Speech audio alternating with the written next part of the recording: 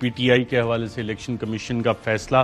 सलमान न्याजी साहब, ये case file हुआ था पॉलिटिकल पार्टीज ऑर्डर 2002 के तहत। आपको ये लगता है कि पॉलिटिकल पार्टीज ऑर्डर 2002 के तहत ही फैसला आया है या कि 2017 के किसी कानून के तहत भी इसमें फैसला दिया गया है?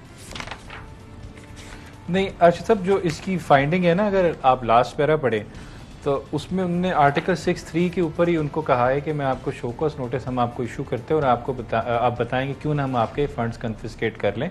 तो और 2017 के तहत हो भी नहीं सकता, ये इलॉजिकल इलीगल बात है, क्योंकि कानून का जो इफेक्ट होता है वो रेट्रोस्पेक्टिव नहीं होता, हमेशा प्रोस्पेक्टिव होता है। जिस डेट से आता है उसके बाद से उसकी एप्लीकेशन होती है हमेशा। और जहाँ तक ये जो लोग कह रहे हैं कि जी ये इमरान खान साहब वाला जो एफिडेविट है या वो सर्टिफिकेट है, वो 2017 के कानून के नीचे उसकी जो शेप है वो एफिडेविट की फॉर्म में है, लेकिन जो 2002 का कानून है उसके नीचे सर्टिफिकेट ही है, सेक्शन 13 के नीचे जो उसका फॉर्म है। तो वहाँ पे लोग काफ़ी कंफ्यूज कर रहे हैं कि जी वो 2017 वाला सर्टिफिकेट एफिडेविट है, वो नहीं है, वो 2002 का ही कानून है जो अप्लाई होता है और उसी के नीचे सर्टिफिकेट एफिडेविट नहीं है। Right. Asad Umar sahab, PTI LLC US, Pakistan Peoples Party भी है, मुस्लिम लीग नवाज भी है, एमकेएम की भी वहाँ पे बनी हुई थी, तो ये सबकी जो एलएलसी है, ऑल पाकिस्तान मुस्लिम लीग एलएलसी भी थी, ये तमाम जो फारा के तहत बाकी रजिस्टर्ड कंपनीज हैं, इनके भी मुकदमे इसी तरह के होंगे? और अगर ये कंपनीज वहाँ पे हैं तो ये जो फाइंडिंग आपके हवाले से आई है वो इन पे भी एप्लीकेबल होगी? आनी चाहिए उसके ऊपर। लेकिन अच्छा, जैसे मैं कह रहा था ना ब्रेक से पहले, पहले समझने की कोशिश करनी ये हो क्या रहा है। पाकिस्तान की सियासत जो है वो अच्छी भली एक कंट्रोल डेमोक्रेसी चलती थी। चंद खानदान थे, उन्होंने अपना एक पेट्रोनेज नेटवर्क बनाया हुआ, वहां से इन्वेस्टर्स आते हैं, हराम का पैसा वो इन्वेस्ट करते हैं सियासत के अंदर, उससे इक़्तिदार मिलता है, इक़्तिदार में आने के बाद आप उससे 10 गुना ज्यादा पैसा बनाते हैं। बाकी ताकतवर तबके जो हैं वो भी बंद कमरों के अंदर बैठ के उधर डीलें भी निगोशिएट हो जाती हैं, वो इन्फ्लुएंस भी कर देते हैं। अब वही फॉर्मूला इस्तेमाल करते हुए 4 महीने पहले रजीम चेंज ऑपरेशन हो गया। अच्छा, वक्तन फवक्तन बाहर से मुदाखलत भी होती रहती है, बाहर से मुदाखलत भी हो गई, लोटे भी बन गए, हराम का पैसा भी यूज हो गया, इदारे भी इन्वॉल्व हो गए, सब कुछ होने के बाद आपका रजीम चेंज हो गया, कौम खड़ी हो गई, इमरान खान खड़े हो गए, लीडर साथ कौम खड़ी हो गई और उन्होंने चैलेंज कर दिया इस सियासत को और उन्होंने कहा कि अगर कुछ ताकत है पाकिस्तान में तो पाकिस्तान की अवाम है, जो किसी भी और पाकिस्तान की दुनियावी ताकत से ज्यादा ताकतवर है। अल्लाह ताला के बाद अगर किसी के पास ताकत है पाकिस्तान के वहां में, उन्होंने करके दिखाया। अब ये उसकी जड़ काटने की कोशिश कर रहे हैं। आपको सियासत करने के लिए पैसे की जरूरत होती है, पैसा जो है आपने इकट्ठा अगर करना है, अगर आप हराम का नहीं लेना चाहते, अगर आप इन्वेस्टर्स से पैसे लेके पार्टी नहीं चलाना चाहते, अवाम से लेने जाएंगे। अवाम में सबसे ज्यादा पैसा जो आता है, जिस तरीके से तरसीलातें ज़राती हैं जिस पे मईशत चलती है पाकिस्तान की, इसलिए फॉरेन फंडिंग जो बाहर से मुल्क बैरून मुल्क पाकिस्तानी है वो देते हैं पैसा। आम ये जैसे बैठे हुए थे आम पाकिस्तानी बाहर जो रहते हैं वो पैसा देते हैं। ये उस दरवाजे को बंद करने की कोशिश करेंगे। पीटीआई एलएलसी वाला जो उन्होंने किया है ना, ये कोशिश ये कर रहे हैं कि एक आम पाकिस्तानी जो फाइनेंस कर रहा है सियासत को, जो एक अवाम की सियासत है, उसको हम किस तरीके से कुचल सकते हैं ताकि वही पुराना पाकिस्तान जहां बंद कमरों के अंदर हराम के पैसे के ऊपर जमहूरियत चलाई जाए, वो कैसे वापस लाया जा सकता है। राइट। सलमान न्याजी साहब, आपसे भी मैं ये एक बड़ा लीगल सिंपल सा क्वेश्चन बनता है इस हवाले से कि इलेक्शन कमीशन की जो फाइंडिंग आज आई है, अगर आप याद करें तो हनीफ अब्बासी का केस था, उसमें पैराग्राफ 55 में सुप्रीम कोर्ट ने कहा था कि रेलिवेंट फोरम पे जाएं और उसके बाद अगर रेलिवेंट फोरम कोई फाइंडिंग देता है तो फिर इमरान खान का हवाले से सुप्रीम कोर्ट जो है कुछ फैसला करेगी कि जनाब ये एप्लीकेबल होता है इस पे केस, ये वाला फंडिंग वाला, या नहीं होता। और आज नून लीग की तरफ से ये बार बार उसका हवाला भी दिया गया एक दो प्रेस कॉन्फ्रेंसेस में कि सुप्रीम कोर्ट ने ये कहा था, अब सुप्रीम कोर्ट ही इसको करे। एक वो, और दूसरा इलेक्शन कमीशन ऑफ पाकिस्तान में भी एक पिटीशन फाइल की गई है कि फैसल वाडा का जो एफिडेविट था वो गलत था, नाअहली, उसी तरह इमरान खान की। ये पॉसिबल होगा लीगली? देखिए अरशद साहब, ये अगर आप हनीफ अब्बासी वाली जजमेंट है, मेरे ख्याल से वो उन्होंने पूरी नहीं पढ़ी, उसमें मैं आता हूँ। लेकिन पहले तो ये मैं आपको बता दूं, ये जो अगर इलेक्शन कमीशन का हम फैसला पढ़े ना, ये टेलर मेड लग रहा है कि इससे आप 2 ऑब्जेक्टिव अचीव करने हैं। एक आपका ऑब्जेक्टिव ये है कि 62(1)(f) में आप इमरान खान साहब को डिस्क्वालिफिकेशन अचीव करें, और दूसरा ये है कि आप पीटीआई का आर्टिकल 17 ऑफ द कॉन्स्टिट्यूशन में इनकी पूरी पार्टी डिसॉल्व करवा दें। तो इसका ऑब्जेक्टिव मुझे ये लग रहा है, इसका जो ऑफ शूट या रिजल्ट जो निकलना है वो ये, जो कोशिश की जा रही है वो ये निकले।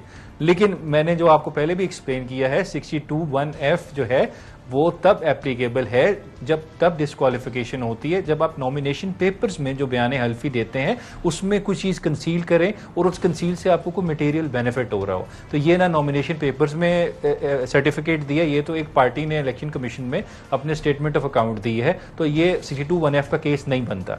और जहां तक वो पार्टी बैन हो सकती है उस पर हम पहले डिबेट कर चुके हैं, मेरी नज़र में वो नहीं हो सकती, उसका थ्रेशोल्ड बहुत हाई है, टेरिटोरियल इंटेग्रिटी और सोवरेनिटी। बिल्कुल ठीक है। वजीर दाखिला और नून लीग के काफा मुतअद्दिद रहनुमा कह रहे हैं इस पे फुल कोर्ट बने सुप्रीम कोर्ट की वो फैसला करे, कितनी लेजिटिमेट डिमांड है इस हवाले से?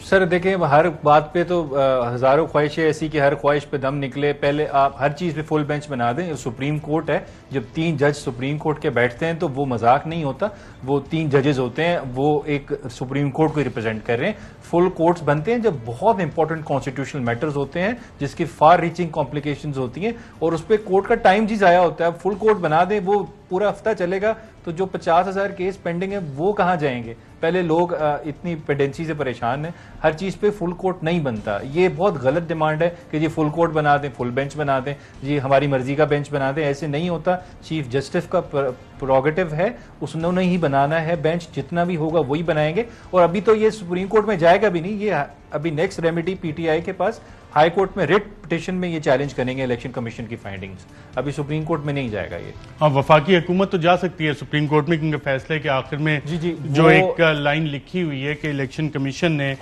The office is directed to initiate any other action under law in the light of this order of the commission including forwarding the case to the federal government. तो फेडरल गवर्नमेंट को भेजने का मतलब ये है। ये इलेक्शन कमीशन, ये देखें, ये इलेक्शन कमीशन का कोई काम नहीं था ये कर लिखना, उनका काम कन्फिस्केशन तक खत्म हो जाता है ऑफ फंड्स। आगे उनको कोई क्रिएटिविटी दिखाने का, मेरे ख्याल से इनोवेशन दिखाने का जवाब नहीं था। ये फिर इन्होंने ये बात कर दी, तो इधर से मैं फिर कह रहा हूँ, यहीं से बदनीति इलेक्शन कमीशन की मुझे फिर नजर आ रही है। आपको सिर्फ कन्फिस्केशन तक आपका जुरिस्डिक्शन है, आप वहां पे फैसला करें, बाकी वो फेडरल गवर्नमेंट का प्रोगेटिव है। अगर वो भेजते हैं तो फिर वो सुप्रीम कोर्ट में जाएगा और सुप्रीम कोर्ट 15 दिन के अंदर वो भेजेंगे और फिर सुप्रीम कोर्ट डिसाइड करेगा। वो बेंच उन्होंने देखना है कितना उन्होंने बनाना है, 3 का बनाना है, 5 का बनाना है, 7 का बनाना है। वो supreme court chief justice of Pakistan का प्रोगेटिव है, वो ना राना सनाउल्लाह साहब का प्रोगेटिव है, ना लॉ मिनिस्टर का है और ना पाकिस्तान तहरीक इंसाफ का, वो सुप्रीम कोर्ट के चीफ जस्टिस का। उनको जो बेहतर लगेगा वो ही करेंगे वो। राइट। असद उमर साहब, पीडीएम और उनके इत्तेहादियों की तरफ से जो प्रेस कॉन्फ्रेंसेस की गई, मोअज़्ज़ज़ जज साहिबान को सुप्रीम कोर्ट के बाकायदा टारगेट किया गया, जिसमें सिटिंग वफाकी वुज़रा भी शामिल थे। वो प्रेशराइज करना चाह रहे हैं, इन्फ्लुएंस करना चाह रहे हैं सुप्रीम कोर्ट को। नैब लॉज भी आप लोगों ने चैलेंज किए हुए हैं, इलेक्ट्रॉनिक वोटिंग मशीन्स का इशू भी है, साथ ये वाला केस भी अब उधर आ रहा है। तो ऑलरेडी उन्होंने फील्डिंग सेट करने की कोशिश की है। देखिए, ये जिस वक्त फैसला आना था ना पंजाब वाला, तो उस वक्त भी मैंने ये कहा था कि उस केस के अंदर तो उनको पता है ये ओपन एंड शट केस है। आपके उनके वकीलों से आप कोर्ट में अगर आप बात करते ना, जब जज साहिबान नहीं थे, इंतजार कर रहे थे, तो उनका वकील भी हंसता था कि केस ही कोई नहीं है। उस केस के लिए ये अटैक नहीं हो रहा था जो इतना जबरदस्त धुआंधार अटैक किया गया। वो बुनियाद उसको बनाना चाहते थे कि केस अभी से बिल्ड किया जाए कि आगे जो नैब के लॉस, जो इनकी सारी जायदादें जो फंसी नहीं है, तो असल तो उनकी परेशानी उस चीज की है ना, वो उस केस के लिए ये इधर फॉरेन फंडिंग वाला केस करना है। ये चाहते ये थे कि किसी तरीके से सुप्रीम कोर्ट को इतना, और खासतौर पे चीफ जस्टिस को डिफेंसिव पर डाल दिया जाए कि वो ये तो जजमेंट दे ही देंगे, उसमें तो कोई दो राय है ही नहीं, लेकिन आगे की जजमेंट पे वो मोहतात हो जाए।